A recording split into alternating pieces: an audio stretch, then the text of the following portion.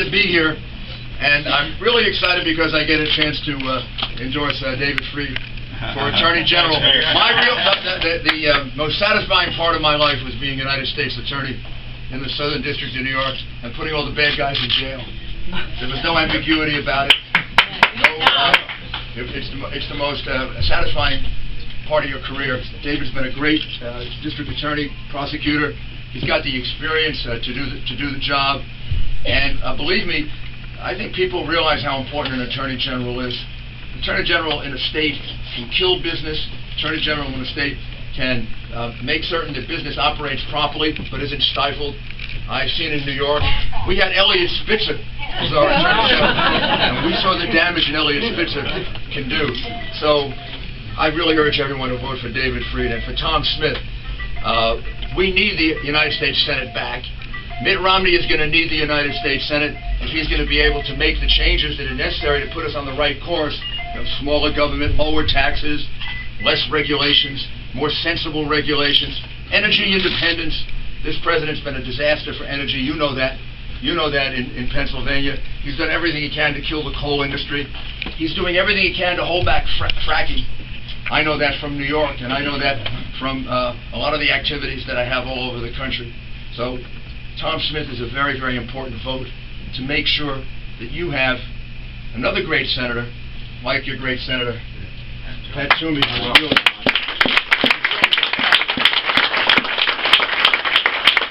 I'm really excited about the fact that Bill Clinton is coming here tonight. You think they wanted to send Bill Clinton here? Don't you think they had a few other places they thought their vote's going to be a little closer and they wanted to send Bill Clinton? Boy, that in and of itself is a great victory. And believe me, I know Bill Clinton, you know Bill Clinton. Barack Obama is not Bill Clinton. He isn't. Bill Clinton got a big defeat in 1994 like Barack Obama had in 2010. What did Bill Clinton do? He became a Republican. Right? He passed welfare reform. He passed immigration reform. He became a Republican, basically, to get himself reelected. He came to the middle. He governed and tried to get things done. A lot of things he did I thought were wrong. A lot of things he did I thought were right.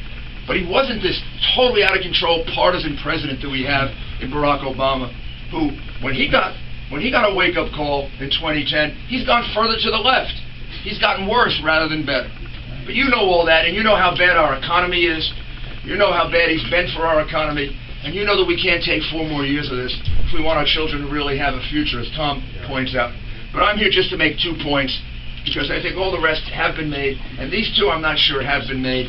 And to the extent that they have, I'm not sure the media covers it, because the media treats this guy like he's a prince.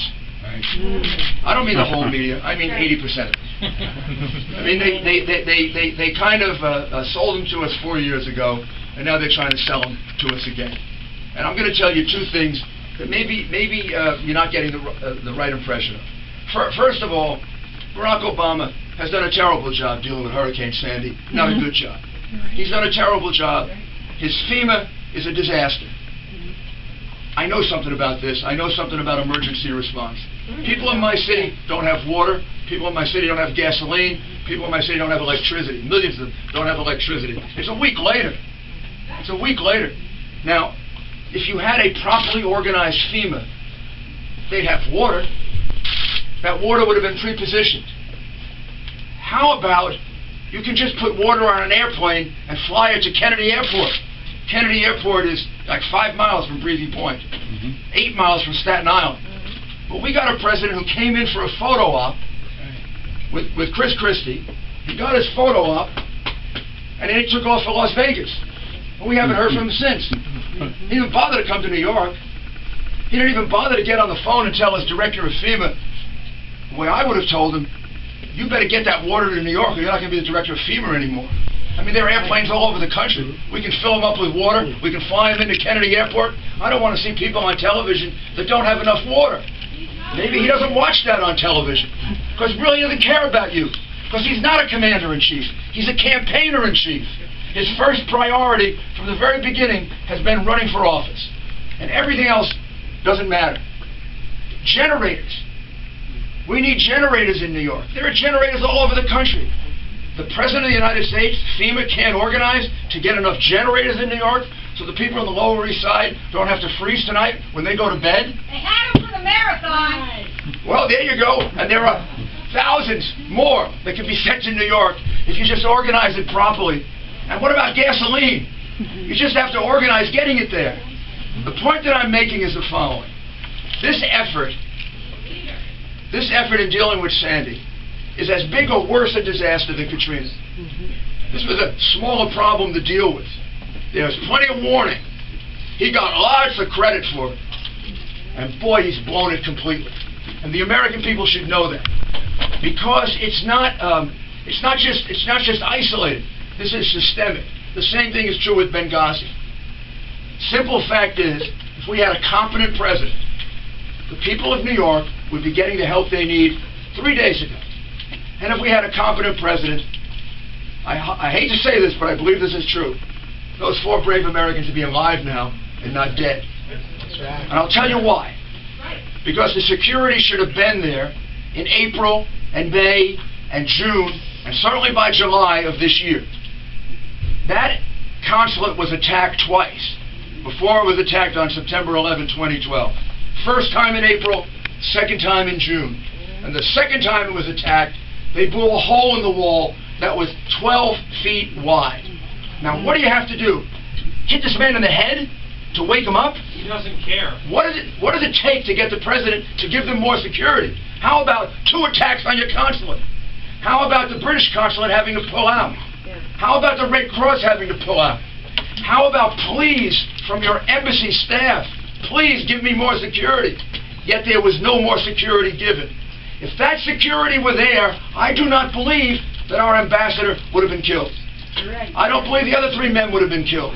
And this is the difference. This is the price you pay when you elect an incompetent President of the United States. When you elect a man who's never run a business, never run a military unit, never run a darn thing in his life, and now is playing at President of the United States. He wears the jacket that says Commander-in-Chief, but it should say Campaigner-in-Chief, because that's what he is.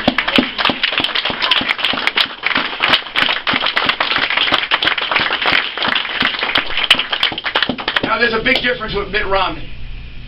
Mitt Romney's prepared to be President of the United States. Mitt Romney was very successful, as Tom pointed out, in business. By the way, that's a good thing in America, Mr. President. People who are successful in business, we applaud that. We want our children to do that. We want everyone to be successful. We're a society that's an opportunity society, not a dependency society. He was very successful in running the Olympics. He was very successful as governor. He has exactly the kind of background that we should have been looking for in Barack Obama 4 years ago, but we got fooled by the media, or at least too many of us got fooled. But I don't think we're going to get fooled this time. We've now seen the tremendous price we pay by electing a man who's unprepared to be president. We saw that price in Benghazi. I see that price in New York City, and I will see it tonight when I return. And I see that price in the tremendous damage done to our economy and to our national security. I don't really care if America is well-liked in the world. All I really care about is that we're respected. That's right. That's what I care about.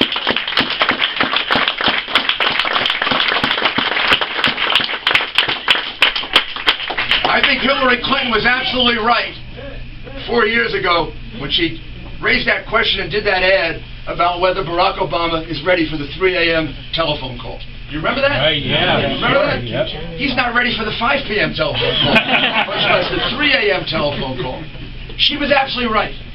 She was absolutely right in pointing out he is not prepared to be president, and we've seen that. Mitt Romney is.